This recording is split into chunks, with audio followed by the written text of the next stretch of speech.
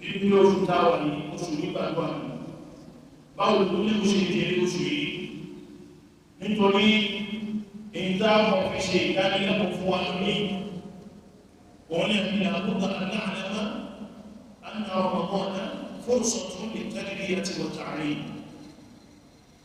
أقول لك oṣù Ramadan yìí oṣù kan ní téèyàn fi ń kẹ́kọ̀ọ́ ẹ̀sìn oṣù kan ní téèyàn náà fi ń tọ́jú ara rẹ̀ téèyàn náà fi ń rira rẹ̀ nílà lọ́tọ́ tàlẹ́kọ̀ọ́ ọ̀kan.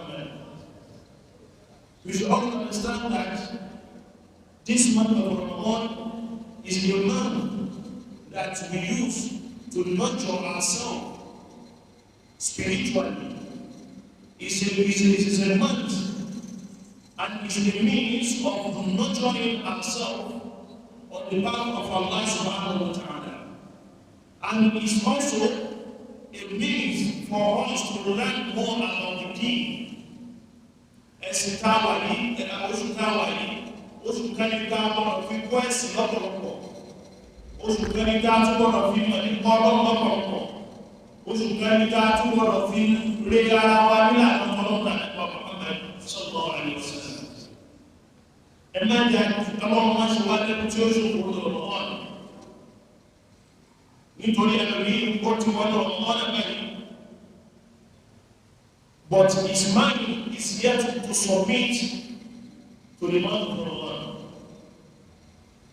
So some people are thinking that the first day to be it wasn't to be like, well, as a Muslim, you should have submitted your mind to the man of Ramadan right now. Ẹlòmí jẹ́ nípa àwọn pé àti bá ṣe bẹ̀rẹ̀ ẹlòmí ọkùnrin rẹ̀ ò tí ó kọ́ àwọn pé òun ò tí ì jẹun àárọ̀ rẹ̀.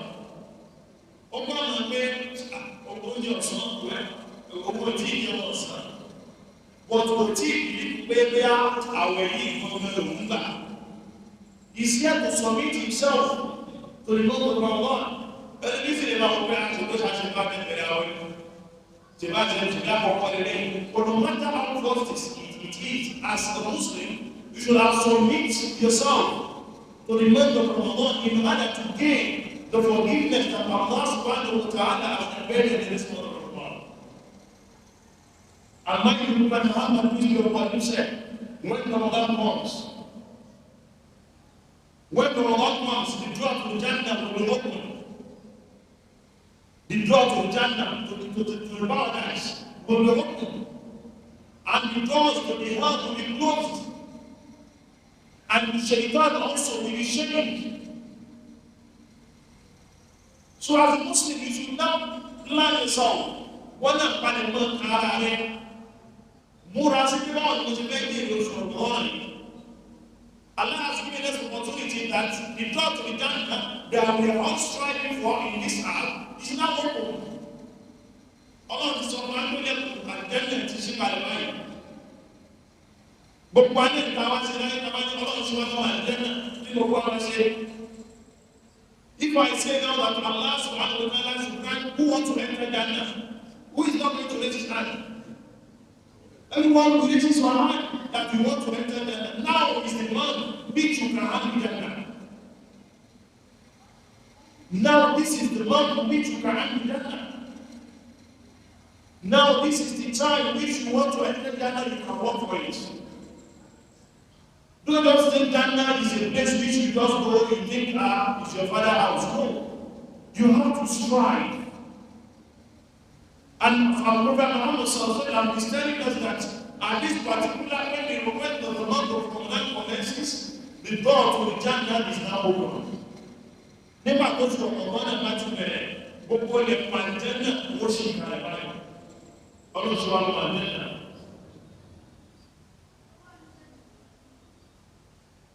Ilẹ̀kùn gbogbo àwọn ẹ̀kọ́ sì wà nínú Ọlọ́run kìí àwọn ẹ̀kọ́. The door to the hellfire is now closed. All the doors to the hellfire is closed now. Which simply means Allah wants the best for us. Allah wants the goodness for us. Now it's up to us how are we going to handle the good and leave the bad. Allah left the doors to the Jannah open and closed the door to the hellfire. Which simply means Allah wants the best for us in order to enter Jannah.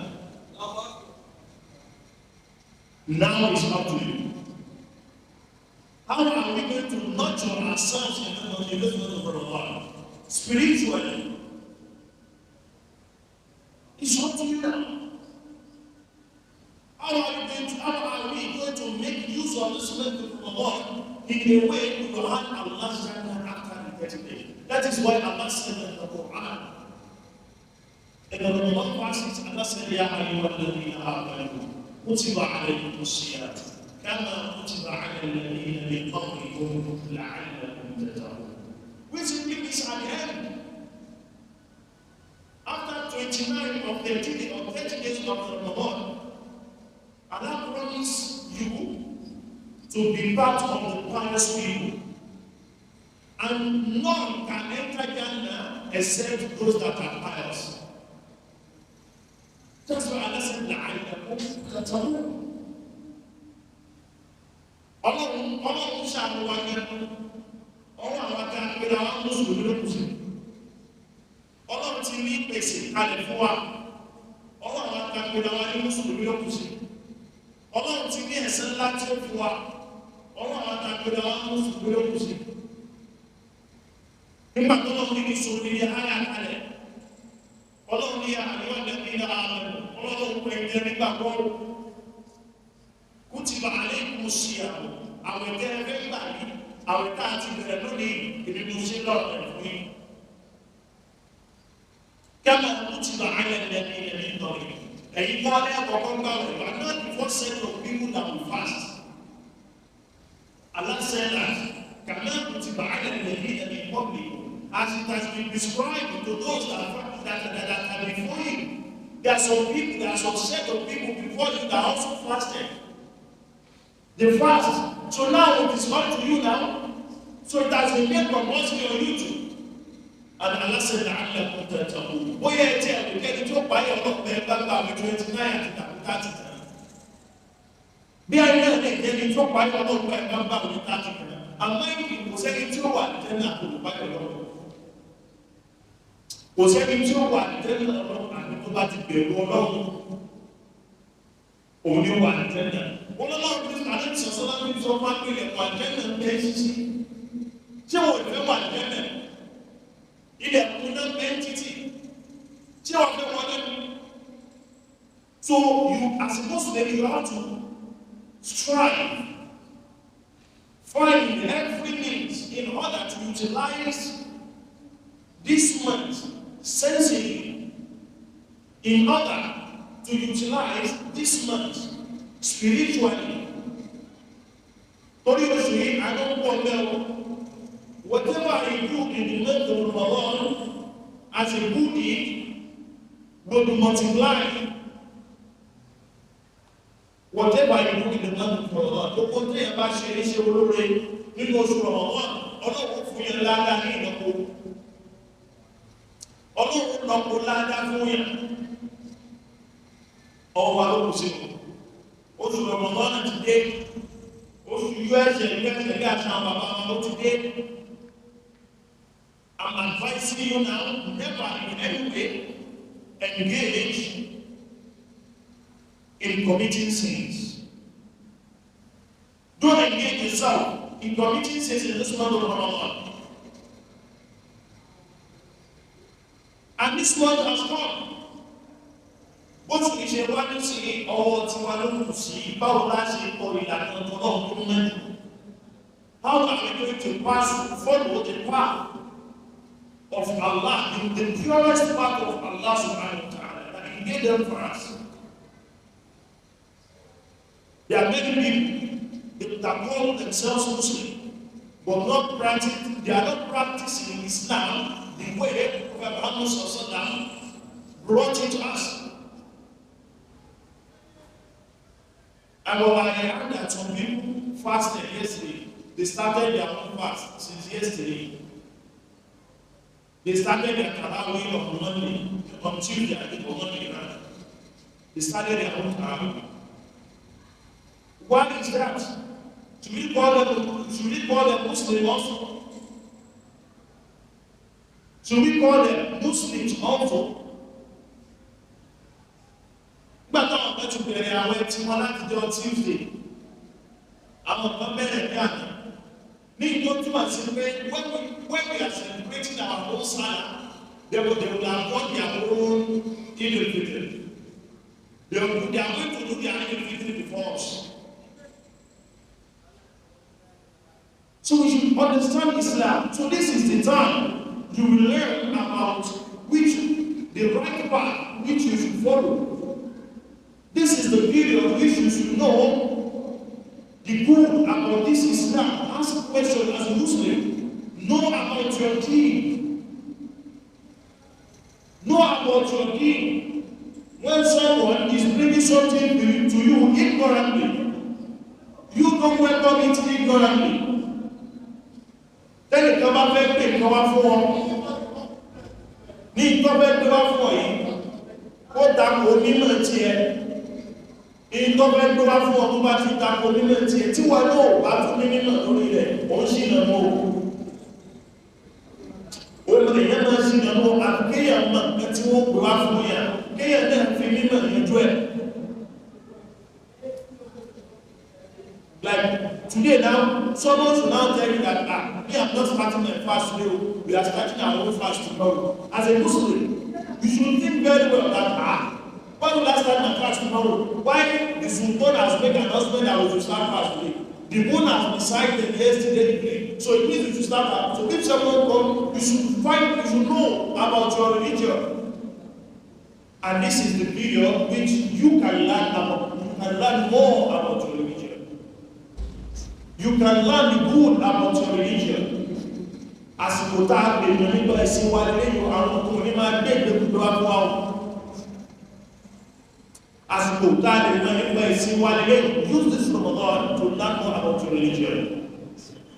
Use this Ramadan to learn more about your deen.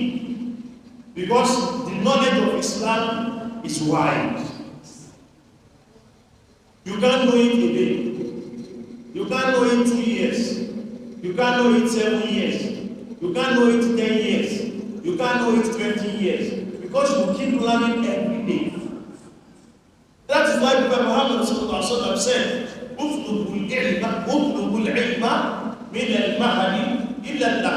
you have to seek for knowledge from cradle when they are carrying you as a baby. To your grave. So it means you have to keep learning every day till your death.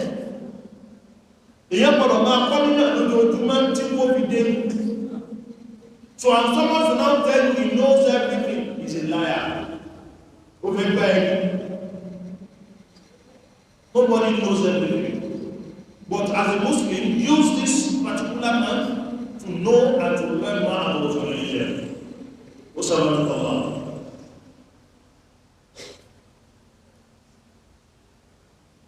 We are friends. We are brothers. We are sisters and we are family as a Muslim. Ọmọ ìyá ni wá, ẹbí ni wá, ará ni wá, ọ̀rẹ́ ni wá. Ẹbí ni wá gẹ́gẹ́ bí Mùsùlùmí ṣe kó wa lọ. Let's use this particular month لتربية الناس على تسليم لأمر الله الشرعي. Advise people about this religion. Any of your brother, your friend, your colleague, your partner, trying to do something that is not part of Islam, advise him and educate him. This is the period. This is the time which we can also share the little knowledge we have for people to learn from us. Àsìkò táwọn náà nílò láti lè fi jẹ́ káwọn èèyàn náà kọ́ ìmọ̀ ẹ̀sìn lọ́dọ̀ wa rèé. Some people may be do something bad, ọ̀rẹ́ rẹ̀, àbúrò rẹ̀, ìpínlẹ̀ rẹ̀, ó lè máa ṣe nǹkan tí ò dáa, ó lè máa ṣe nǹkan tí ò bẹ́sìn mu. Ìwọ́n náà lo àsìkò yìí kí wọ́n náà fi dá wọn lẹ́kọ̀ọ́. Ìwọ́n náà lo àsìkò yìí kí wọ́n fi dá wọn lẹ́kọ̀ọ́. Your partner, your friend, might be calling himself a Muslim, but not fasting. might be calling himself a Muslim but not fasting. Don't fight him, but call him, advise him, educate him about Islam, educate him about the importance of the fasting. Educate him, let him learn from you. Let him know the importance of the fasting. Let him know about Yahweh. Ọmọ ìyá àgbẹ̀ pé ní àwọn ọ̀rẹ́ rẹ̀ tó pèrè ní Mùsùlùmí, ó pèrè ní Lukman, ó pèrè ní Ibrahim, ó pèrè ní Ismail, ó sì gba àwẹ̀. Má bá jà, wọ́n náà pèsè sí ni. Jẹ́ kó mọ̀ pé ilé ilé sí. Àwẹ̀ tá ń gbà ìfẹ́ ẹnu wọ́. Àwẹ̀ tá ń gbà òfin Ọlọ́run ni. Gbogbo àwọn nǹkan tá a gbọ́dọ̀ jẹ́ kí àwọn Mùsùlùmí mọ̀. Gbogbo àwọn nǹkan tá a gbọ́dọ̀ jẹ́ kí àwọn Mùsùlùmí mọ̀. Nítorí pé Ọlọ́run bá sọ fún àdàbọ̀ Muhammad sallallahu alaihi wasallam. Ọlọ́run ní fọwọ́ àfọlẹ́ àwọn ọmọdé kẹta yu'minuna hatta yuhakkimuka fima shajara bainahum. Ọlọ́run sọ fún àdàbọ̀ pé mo fọlọ́run rẹ̀ kúrò àwọn ọmọdé yu'minun. Àwọn ènìyàn nígbàgbọ́ wọn ní bíbí fún ẹ hatta yuhakkimuka. Àfi kí wọ́n máa rí ẹkùn ń bá wọn yanjú ọ̀rọ̀ wọn tó ń bá wọn ṣèdájọ́ ọ̀rọ̀ wọn fíìmà ṣẹ́lẹ̀ àfihàn lórí tí ń dáńfàáfà lẹ̀ láàrin wọn lè tí ń dáńfàáfà lẹ̀ láàrin wọn. Which simply means Allah was telling Prophet Muhammad sallallahu alaihi wasallam, none will believe you, none will trust you until you start judging for them, until you start making solution for them, for what is creating problem within them. So you as a Muslim, what God to get a Muslim, you can't know about or you are not solution in a way in that hole.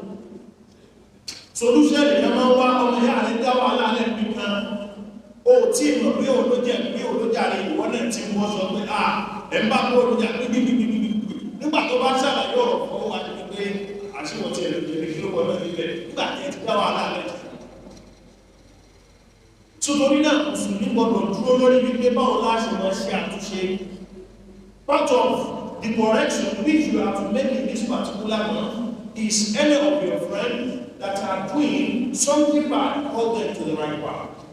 Let them know what they are doing is wrong. Ọmọdé ààrẹ ti ń igbó ń ṣọ̀rẹ́ ara wọ́n lè gbé jókòó. Kí ni ó ṣọ̀rẹ́ ara òní pẹ́mú?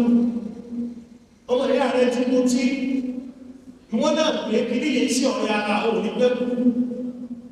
Ọmọ ìyá rẹ̀ tí ṣàgbèrè kí ní yóò ṣe tó mọ́ tó bá láti àwọn àpò òní pẹ́mú gbogbo kí ní educate them. That is why you have to learn about your deen for you to know the rulings of Islam of that.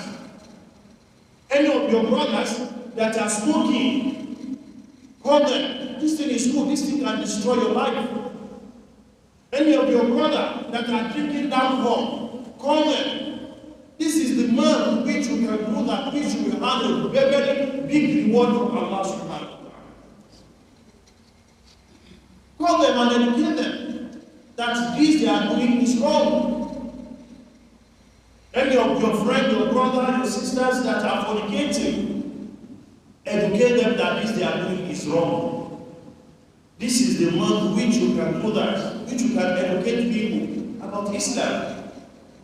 And you can, this is the month which you can have the knowledge to know what Allah says and what Prophet Muhammad peace be upon him also say. So ẹjẹ́ káwà náà mẹ́jà àwọn oṣù yìí pé á ti pé pé á káàkọ̀ máa ń jẹun ká máa sùn ká máa jẹ́ sàárì ká máa ṣínú ká máa jẹ́ sàárì ká máa ṣínú. No, don't see this one as a man that you eat sahur, you eat dog, you eat sahur, you eat dog, you sleep, you wake up, you go out, you come in. No, engage in a lot of ibadah. There are some people as of today now, they are focusing on how to finish at least 3 or 4 Quran in this month of Ramadan. What are you planning? What is your own focus? You call yourself Muslim? What is your plan for this Ramadan? What is your focus? What is your plan? How many nafila do you plan to observe a day? Make that plan now.